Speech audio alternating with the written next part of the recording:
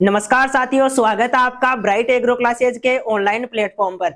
दोस्तों, हमने class record भी की थी और क्लास से जो है दिक्कत हो गई। क्लास में क्या हुआ, माइक चालू नहीं था और आपके कमेंट भी आए हुए थे, वो मैंने देखा भी नहीं। इसके लिए वही क्षमा चाहते हैं हम आपसे। आपका टाइम भी खराब हो गया और मेरा भी। जो है इतनी बड़ी क्लास, एक बार कमेंट करके बता दो सब जो भी देख रहे हैं, एक बार कमेंट करके बता दो। अब तो आवाज आ रही है ना? आवाज आ रही है ना? कमेंट देख रहा हूं मैं, एक बार कमेंट करके यस लिख दो। पिछली वाली क्लास के लिए तो सबको सॉरी भाई, है ना, टाइम खराब हो गया आपका। संदीप, हाँ सर अब आ रही है। ठीक है भाई संदीप, ठीक है। चलो अभी स्टार्ट करते हैं, दोबारा से पढ़ाते हैं वो खनिज वाला पूरा टॉपिक। हम ये कह रहे थे कि हमारा नॉर्मली जो जितने भी टॉपिक थे, पहले हमने एक अपना डेफिनेशन वाला टॉपिक था, उसके अलावा हमने जो मुख्य रूप से बातें की, रॉक्स की बातें की, एक कंपोनेंट ऑफ सॉइल थे और प्रोफाइल थी। ये बातें हमने की थी। समझ में आती है ना आपके चीजें? एक बार कमेंट करके जो साथी हैं और उनको भी आ जाने दो, शायद और आ जाएंगे। तो स्टार्ट करते हैं। जो अपना टॉपिक रहेगा आज का, खनिज वाला टॉपिक रहेगा, उसकी बात करते हैं। ठीक है, चलो तो फिर रिकॉर्डेड में देख लेंगे जो आएंगे वो अब। ठीक है, तो हम बात कर रहे थे खनिज की। किसकी बात कर रहे थे?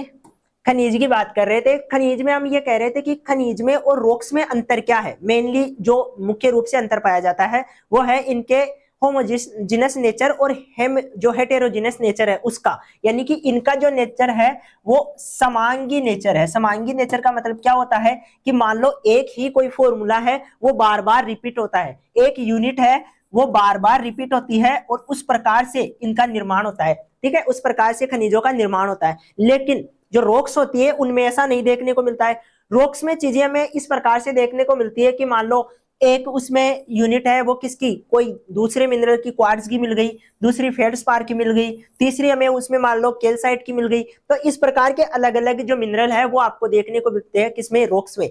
और मिनरल से मिलकर रॉक्स बनी होती है। हम ये कहते हैं कि खनिज मुख्य रूप से एक ही प्रकार की यूनिट से मिलकर बने होते हैं, इसलिए इनको समांगी या होमोजिनस हम बोलते हैं। दूसरा, इनकी एक फिक्स संरचना होती है, इनका एक फिक्स रासायनिक संगठन होता है, यानी कि एक फिक्स सूत्र होता है। ठीक है, इसके अलावा आपको रंग देखने को मिलेगा। इसके अलावा आपको जो संरचना की बात हमने करी ली, रंग, रूप, संगठन और समांगी नेचर के ये होते हैं। तो इस प्रकार की चीजें आपको किस में देखने को मिलती है? खनिज में देखने को मिलती है। आगे चलते हैं, हम बात करते हैं फिर इसके बाद में जो ये हमारी मुख्य डेफिनेशन के तौर पे हो गई। अब हम कहते हैं कि जो खनिज है उनमें क्या क्या गुण पाए जाते हैं। गुणों के रूप में भाई इनका रूप अलग होता है। ठीक है, रूप का मतलब हो गया संरचना। इनके अलग अलग संरचना होती है। कुछ ऐसे होते हैं जो रंग के आधार पर अलग अलग रूप से बांटे जाते हैं।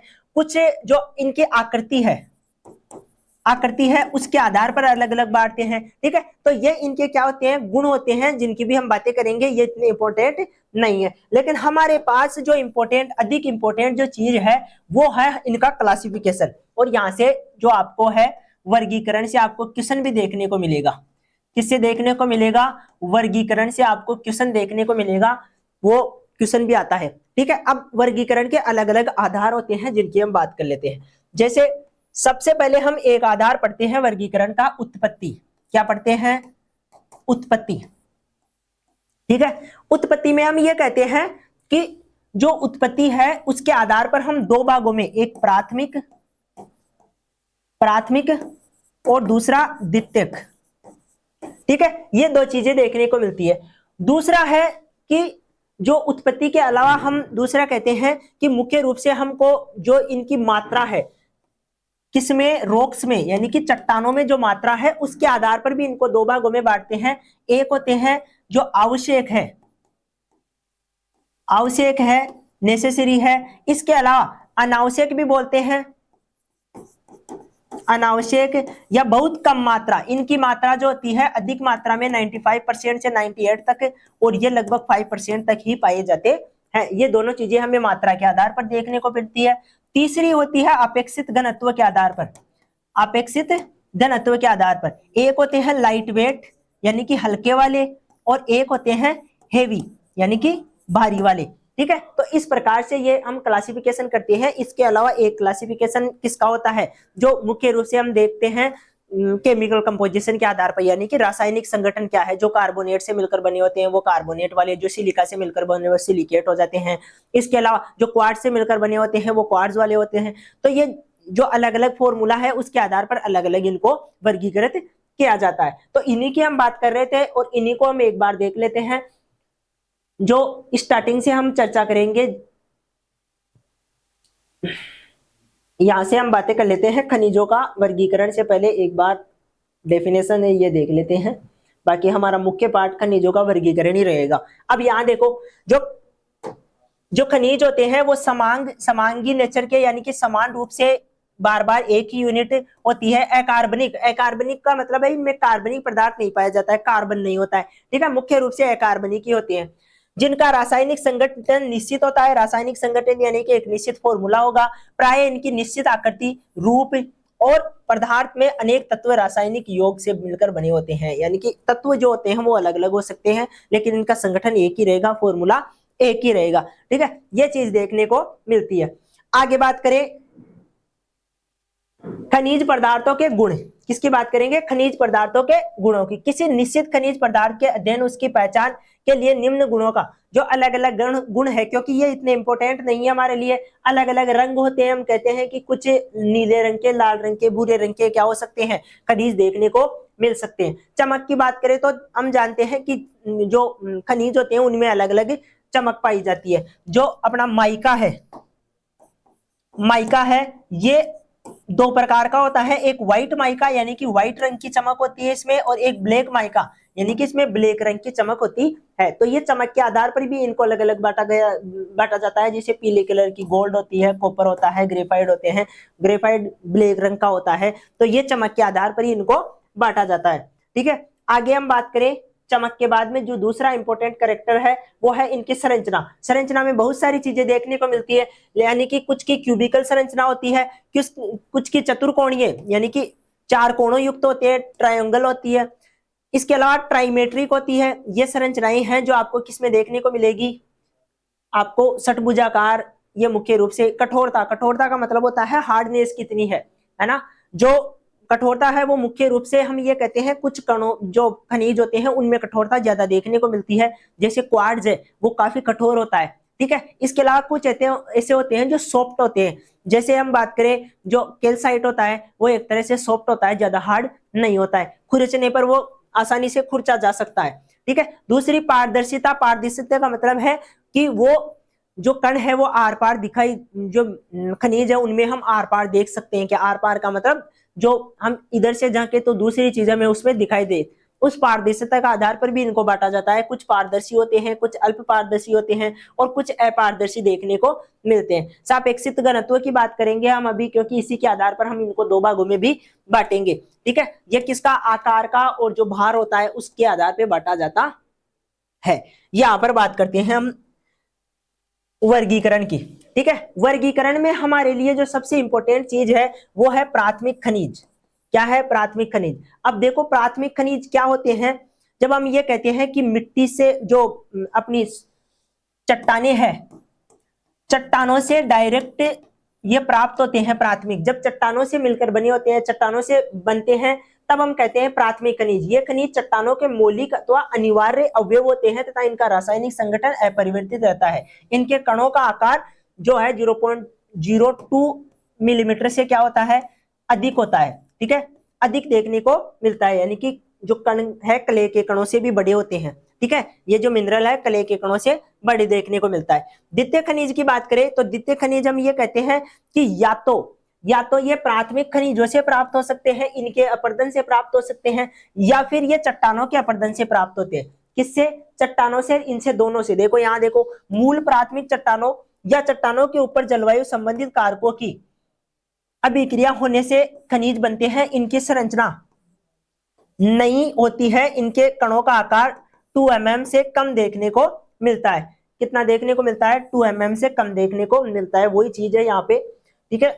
ये प्रिंटिंग में ठीक से नहीं दिख रहा है, बाकी आपको ध्यान रखना है कि 0.02 mm से क्या होती है, कम होती है। ये संरचना देखने को मिलती है सेकेंडरी मिनरल्स में, ठीक है। तो सेकेंडरी मिनरल मुख्य रूप से किससे प्राप्त होते हैं, जो मूल चट्टाने हैं उनसे, या फिर प्राइमरी खनिजों से क्या होते हैं, अभिक्रिया के अलग अलग कारक होते हैं। कारकों का मतलब है टेम्परेचर हो सकता है, जो जल है वो हो सकता है, इनका प्रभाव इन पे पड़ता है, इसके फलस्वरूप वेदरिंग यानी कि चट्टाने टूटती है। ये प्रक्रिया हम आगे पढ़ेंगे क्योंकि हमारी वेदरिंग वाला टॉपिक है, तो उसकी भी हम चर्चा करेंगे, जब वेदरिंग आएगी तब बात करेंगे, ठीक है। तो वेदरिंग के फलस्वरूप ये बनते हैं।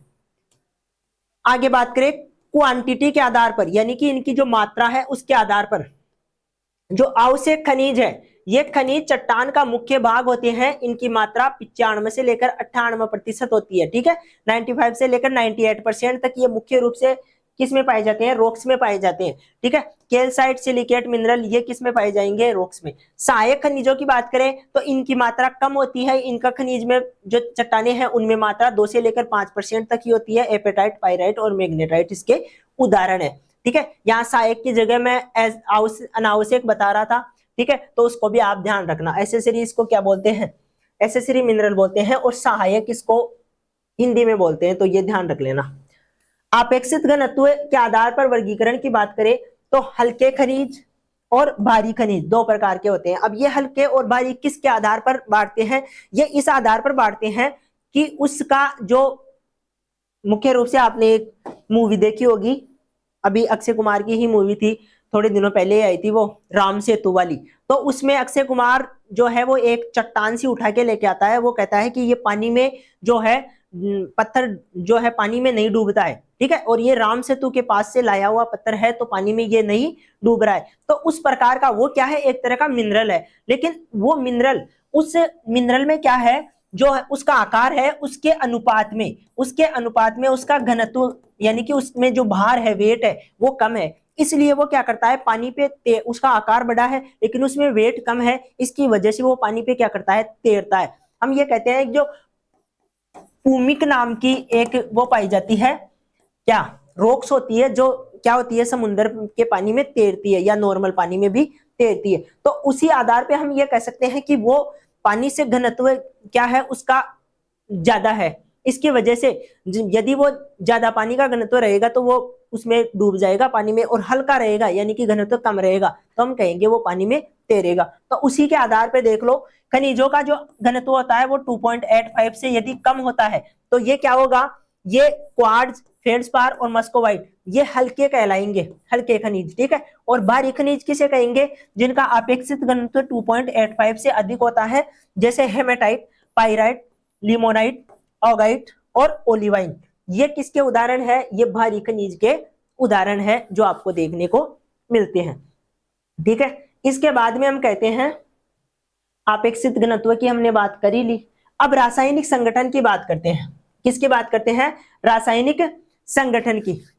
अब रासायनिक जो संगठन है उसके आधार पर भी अलग अलग प्रकार होते हैं, जैसे यहां पर हम ये कहेंगे कि मुख्य रूप से जो चीज है वो फॉर्मूला है, इस फॉर्मूले में यदि ऑक्साइड आ रहे हैं तो वो ऑक्साइड वाले हो जाएंगे, फॉर्मूले में सल्फेट दिखाई दे रहा है तो वो सल्फेट वाले, फॉर्मूले में यदि सल्फाइड रहेगा तो वो सल्फाइड वाले, कार्बोनेट रहेंगे तो वो कार्बोनेट वाले, हेलाइड रहेंगे तो वो हेलाइट वाले, और जिसमें सिलिका है वो सिलिकेट वाले, ठीक है। तो फॉर्मूले के आधार पर इनको अलग अलग भागों में बांटा गया है। अब देखो यहाँ पर नेटिव एलिमेंट यानी कि जो मुख्य एलिमेंट है उसके आधार पर, यहाँ पर आपको ग्रेफाइट में मुख्य रूप से आपको कार्बन यानी कि ग्रेफाइट देखने को मिलेगा, सल्फर जो सल्फर वाले हैं उसमें सल्फर, गोल्ड वालों में आपको जो गोल्ड है वो देखने को मिलेगा। हम ये कहते हैं कि गोल्ड मिनरल, इसका मतलब है उसमें जो मुख्य रूप से जो मिनरल पाया जा रहा है वो गोल्ड है, बाकी अदर चीजें भी होती है उसमें, लेकिन मुख्य अवयव क्या है उसमें, गोल्ड है, तो उसको हम गोल्ड वाला मिनरल बोल देते हैं, ठीक है। ये चीजें देखने को मिलती है।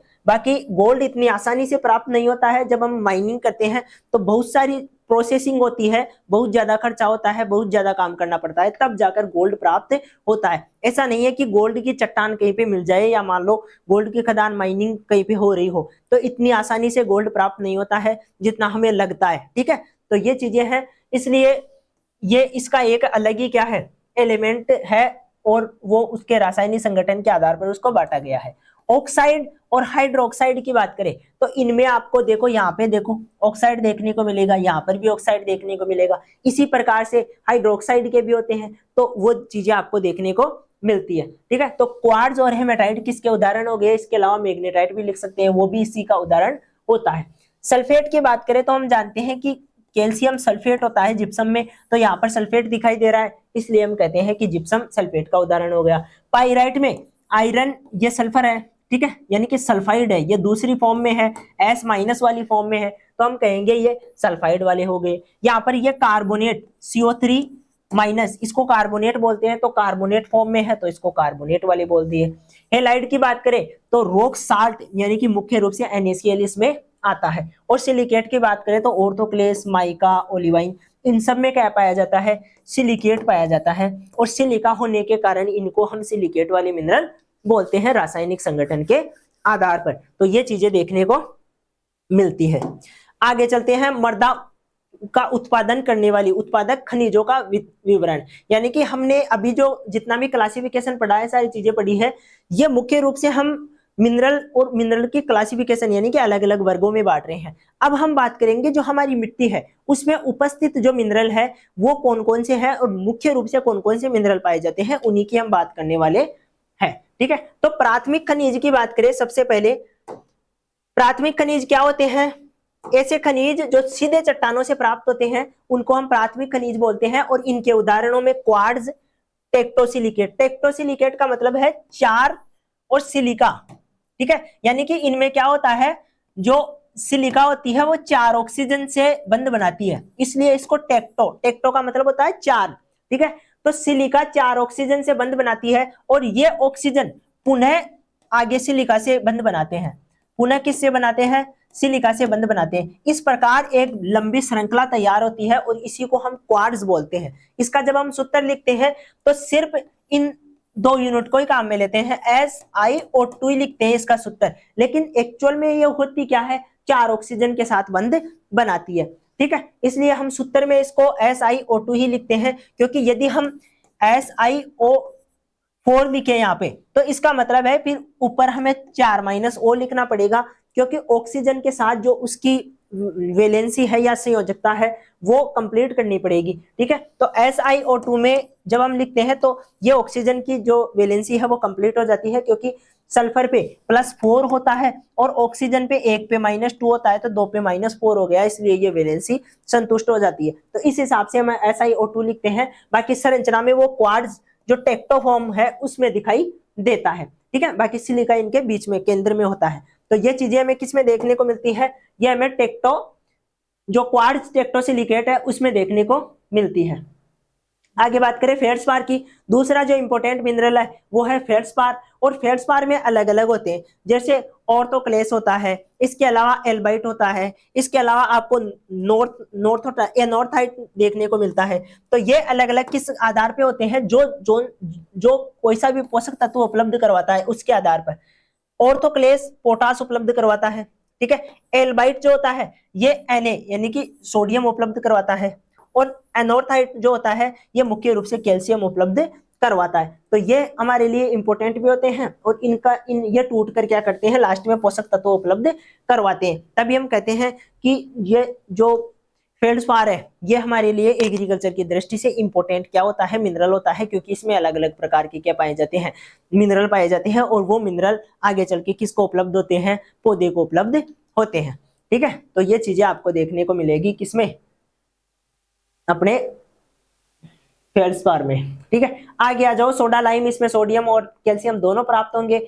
माइका, ये माइका भी क्या होता है, एक फाइलोसिलिकेट के रूप में होता है, यानी कि एक परत के रूप में होता है। ठीक है, अलग अलग माइका होते हैं, एक मस्कोवाइट होता है जिसको हम बोलते हैं व्हाइट माइका, और एक होता है बायोटाइट यानी कि जिसको हम बोलते हैं क्या, ब्लैक माइका। ठीक है, उसकी बायोटाइट ब्लैक माइका। तो ये दोनों प्रकार के होते हैं, देख लो, ये पोटेशियम एल्यूमिनियम के सिलिकेट होते हैं, यानी कि सिलिका से मिलकर बने होंगे और साथ में पोटेशियम और एल्यूमिनियम होगा। इनमें क्या होगा, पोटेशियम और एल्यूमिनियम, इसके साथ में सिलिकेट मिलेगा और फिर बनाएगा। ठीक है, जैसे मुख्य रूप से ये प्राय ग्राइनेट और वोल्केनिक या मेटामॉर्फिक रॉक्स में मिलता है। ये सबसे कम परिवर्तनीय खनिज है, कम परिवर्तित होता है। आगे बात करें जो अपना बायोटाइट है उसकी बात करें तो पोटेशियम, एल्यूमिनियम और मैग्नीशियम आयरन के सिलिकेट होते हैं। सिर्फ पोटेशियम या एल्यूमिनियम ही नहीं, मैग्नीशियम और आयरन के भी सिलिकेट होते हैं, तब इनको हम क्या बोल देते हैं, बायोटाइट बोलते हैं या ब्लैक माइका बोलते हैं।